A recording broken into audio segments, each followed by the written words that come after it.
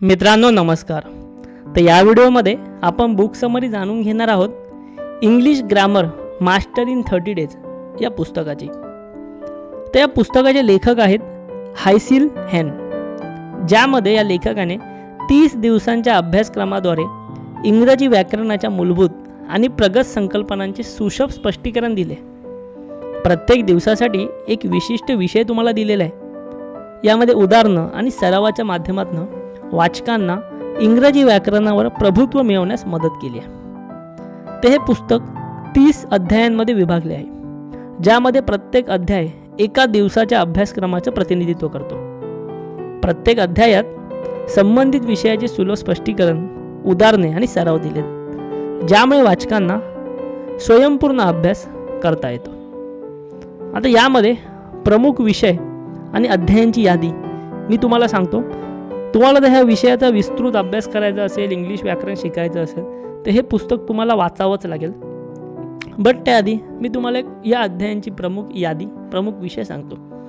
दिवस पहिला, त्या पहिल्या अध्यायामध्ये वाक्याचे घटक आणि प्रकार लेखकाने शिकवलेले आहेत। दिवस दुसरा, तर या अध्यायामध्ये, या भागामध्ये लेखकाने इंग्लिश वाक्यरचनांचे प्रकार तुम्हाला शिकवलेले आहेत। दिवस तिसरा, यामध्ये तुम्हाला वाक्याचे घटक, विषय आणि विधेय शिकवली गेली आहेत। दिवस चौथा, यामध्ये तुम्हाला वाक्याचे वर्गीकरण, जसे की साधी वाक्य, मिश्र वाक्य आणि संयुक्त वाक्य या प्रकारच्या गोष्टी शिकवल्या गेल्या। दिवस पाचवा, यामध्ये तुम्हाला क्रियापदांचे प्रकार आणि त्यांचा वापर या गोष्टी शिकवल्या गेल्या। दिवस सहावा, यामध्ये सहाय्यक क्रियापदे आणि त्यांचा उपयोग तुम्हाला शिकवला गेला आहे। दिवस सातवा, यामध्ये काळ म्हणजे tense, past tense, present tense, future tense आणि त्यांचे प्रकार तुम्हाला शिकवले गेले।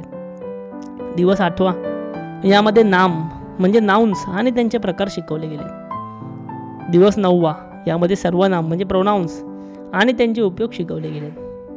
दिवस दहावा, विशेषणे ॲडजेक्टिव्स आणि त्यांचे प्रकार तुम्हाला शिकवले गेले। दिवस अकरावा, यामध्ये तुम्हाला इंग्लिशमधली क्रियाविशेषणे आणि त्यांचे उपयोग कसे करावे शिकवले गेले। दिवस बारावा, यामध्ये प्रेपोजिशन्स म्हणजे उपपदे आणि त्यांचे प्रकार शिकवले गेले।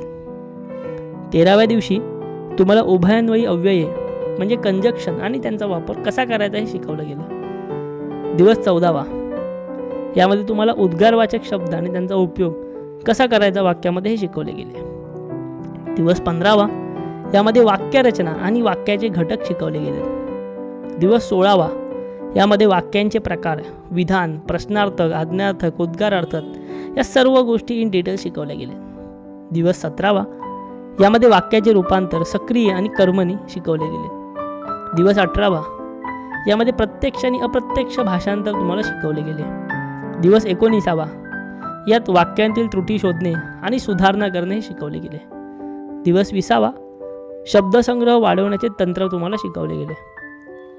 दिवस 21वा, यात शुद्धलेखन आणि उच्चाराचे नियम शिकवले गेले। दिवस 22वा, यात समानार्थी आणि विरुद्धार्थी शब्द शिकवले गेले। दिवस 23वा, यामध्ये मुहावरे आणि वाक्यप्रचार या गोष्टी तुम्हाला शिकवल्या गेल्या।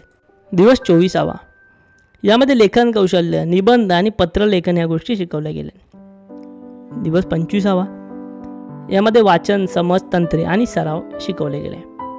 दिवस 26वा, शब्दांच्या योग्य वापरासाठी मार्गदर्शक तत्त्वे यात शिकवली गेली। दिवस 27वा, व्याकरणातील सामान्य चुका आणि त्यांचे निराकरण कसे करावे हे यात शिकवले गेले। दिवस 28वा, प्रगत व्याकरण, उपवाक्ये आणि त्यांच्या प्रचारांचे स्पष्टीकरण शिकवले गेले। दिवस 29वा, यामध्ये विरामचिन्हे, प्रकार आणि योग्य उपयोग शिकवले गेले।